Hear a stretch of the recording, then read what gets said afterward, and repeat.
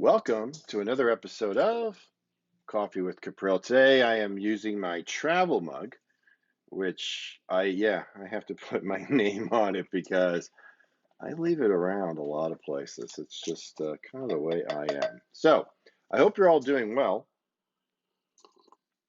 Excuse me, but I actually just got back from Alaska. Beth and I tried to do our 30th anniversary trip twice, and COVID kept getting in the way. So finally, we took all this money we'd accumulated from two prior other trips. One was to the Holy Land, and the other was to Italy. Didn't get to go, so we applied it to Alaska, and it was very cool. I've had the opportunity over the last few years to spend a lot of time in the Northwest, um, Alberta, Canada, which to me is the most beautiful part, well, that I've seen on the world. It actually is better than Alaska, at least from what I've seen of Alaska. Montana, I go to quite often, but Alaska is very, very cool. So if you've never been and you're thinking about going, I thought I'd give you some insights on it. And this is probably true for any big trip that you might want to make. There's basically two ways to see Alaska.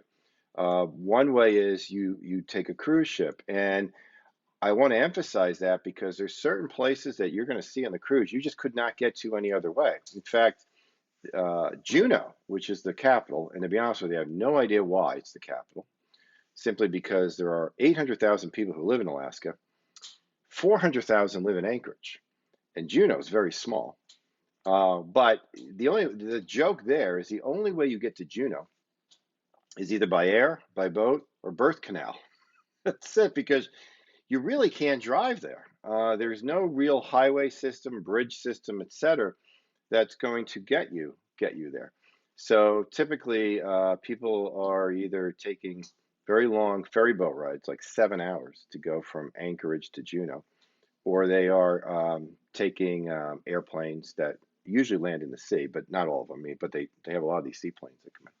But this is also true for other places that we went to, Ketchikan, um, Seward, Sitka. I mean, I can't even, most of the names kind of run together. But what was very interesting about it is, first of all, to say that they're used to bad weather is an understatement because their summers are about as gloomy as Tennessee winters. They get in the 50s as a high. It's rains a lot. They only get 50 sunny days a year. Think about that. So if you go there for a week, you'll be lucky to get one sunny day. We didn't get any. The only sun I got was when we left Vancouver. It was a beautiful day there. But once we got up north, clouds set in. It rained just about every day, usually in the evening. Wasn't all that problematic because let's face it, the reason you're going to Alaska is the scenery. So you will eventually get tired of seeing bald eagles fly, believe it or not, because they're everywhere. You may get lucky and see some animals in the wild, but where you see most of them, which was to me just as great, is we visited two, I guess you could call them nursing home zoos. So take, for example, eagles, or as they refer to as raptors, which are birds of prey. And it's not just eagles. You got peregrine falcons, owls, etc.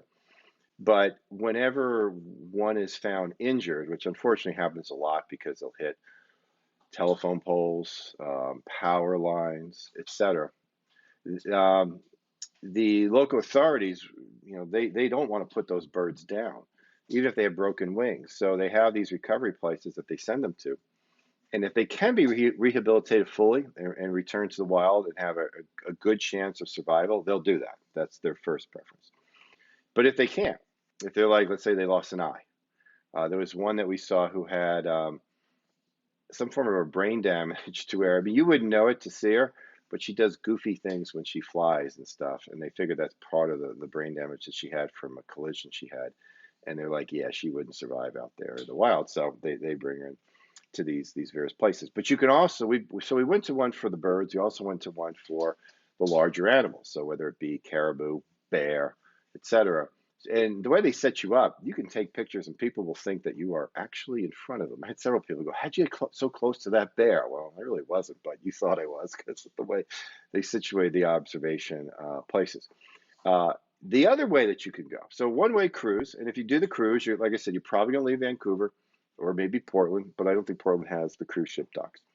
And you're gonna go up what they call the inner passage, and you're going to see a lot. You're going to see all kinds of mountains. You're going to see glaciers. You're going to see whales. We did see a lot of whales, which was very cool. Um, Sea lions. So you'll get a lot of that going up there. And then when you go ashore, we took a train ride, which took us way up into the mountains. Spectacular. A lot of it's raw nature. It's like the wild, wild west. Very, very cool. The other way you can go is fly into Anchorage, which is a nice little city. It's not their capital, but it's their biggest city, and it's the first place you get to where it's kind of normal because there are all these other places. They don't really have the stores like we do. Their grocery stores may get stocked one day a week. That's it. But if you go to Anchorage, what you really then want to do is you hop on an Amtrak train, and it takes you to Denali State Park. That's just probably National Park.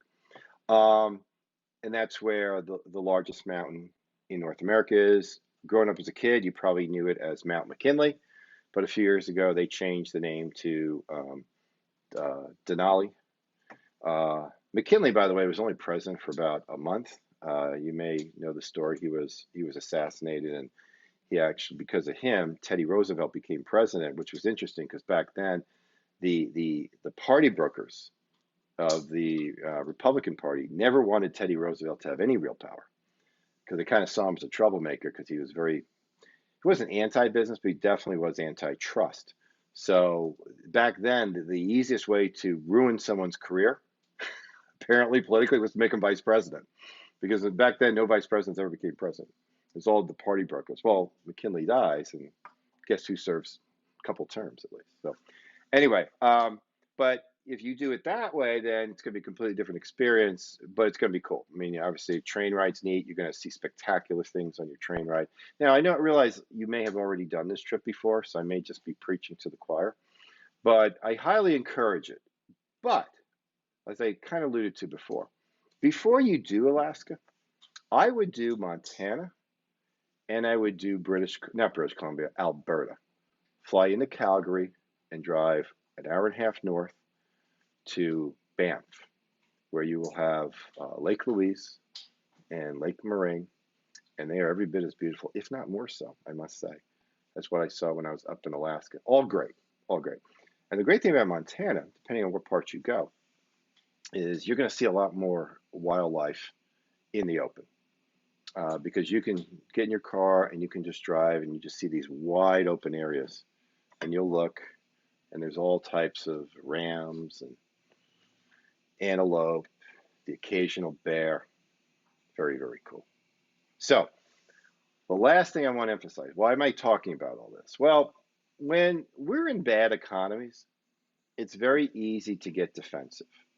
It's very easy to say, oh, we can't do those things. The economy stinks.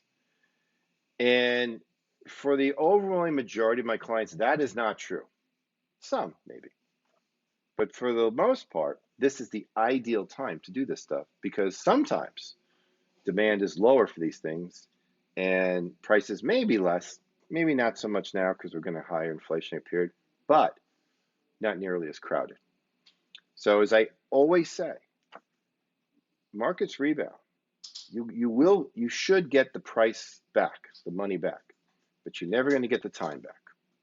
So take a look at what's on that wish list, especially if it's travel, and take a look at it. See if it's something that makes sense.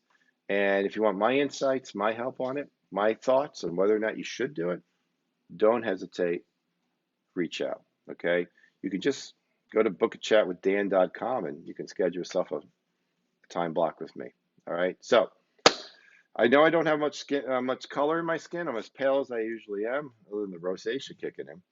But there wasn't a whole lot of sun to see up there, but it was very cool. So if you've gone to it, let me know because the next time we talk, I'd love to compare notes. Take care. Bye-bye.